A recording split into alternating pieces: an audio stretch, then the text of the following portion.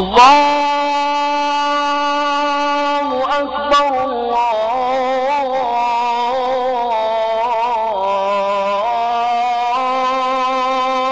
أكبر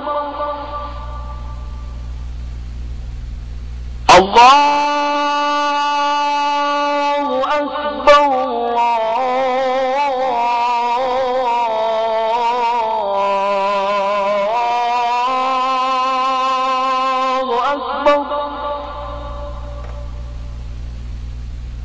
أشهد أن لا إله إلا الله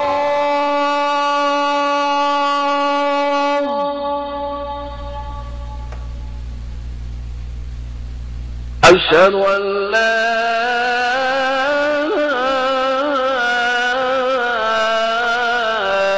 إله إلا الله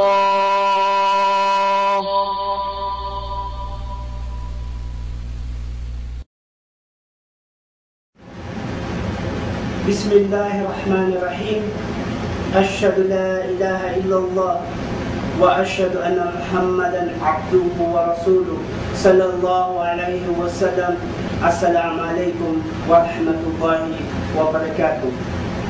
Sa ngalan ni Allah, ang napakanaawa, ang maawain. Ako ay sumasaksi na walang ibang Diyos na dapat sambahin, liban lamang kay Allah. At ako ay sumasaksi na si Muhammad, sumakanya nawa ang kapayapaan, ay alipin at sugo ni Allah.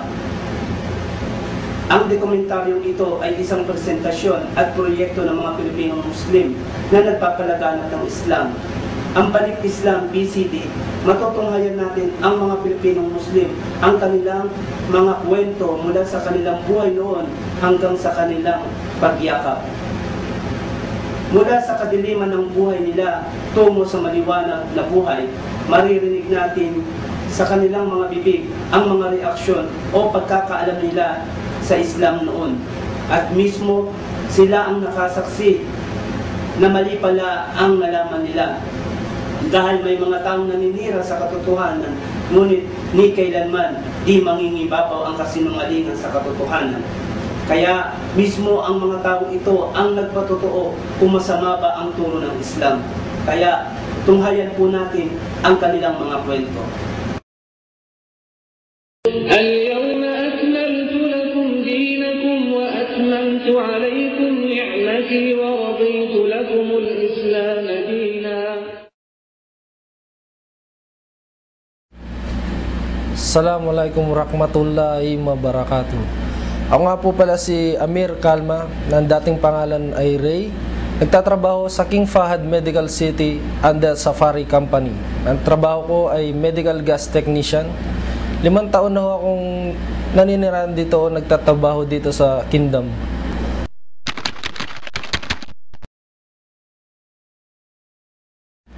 Noon, yung Ray, isang walang direksyon ng buhay eh.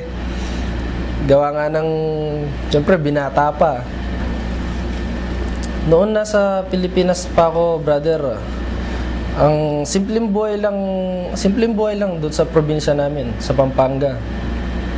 Dati akong nagta-tricycle. Tapos, yun, magulong buhay, gawa ng maraming barkada.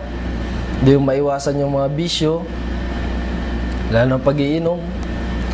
Tapos hanggang sa nagkaroon ako ng sa sarili ko na bakit hindi ko subukan mag-ibang bansa para naman paano makatulong sa pamilya, dahil hindi rin sapat yung kinikita ko sa pamamasada, gawa ng magkano lang ang kita sa pamamasada, tapos hinuhulugan ko pa yung aking tricycle. Kaya yun, nag-try ako sawa ng sa taas. Binigyan niya ako ng pagkakataon na makarating dito. Yung nga, bilang janitor, nagtrabaho ako sa Seder, doon din sa King Fahad Medical City.